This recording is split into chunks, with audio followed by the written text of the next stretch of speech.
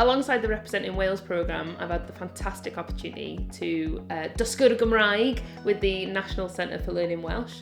I didn't realise the Welsh language course would be part of the Representing Wales programme, so that was a great surprise as well. Dwi wedi bod eisiau dysgu Cymraeg for my whole adult life, a dwi ddim wedi gallu tan nawr. Mae wedi bod yn gyffros ac arbennig, mwynhauais I yn fawr. Mae gwrs Gymraeg wedi bod yn dda iawn.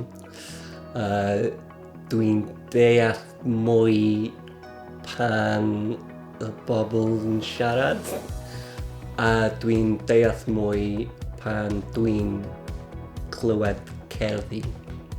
It's really solidified my Welsh journey, and I feel very confident going forward as a learner and developing my practice in Welsh. Da iawn, bendigedig. Dwi'n meddwl bod siarad Cymraeg gwacha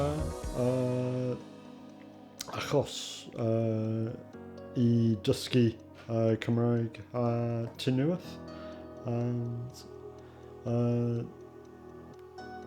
Dwi'n angen deud diolch o galon a Delyth a Sian, y tutor.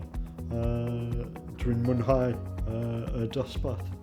It's made me learn a lot quicker because I've tried in the past to learn myself, but to do it in a self-motivated way, I always gave it up after a few weeks basically, so it's good to be with some fellow writers and we're all trying to do it at the same time. That's good.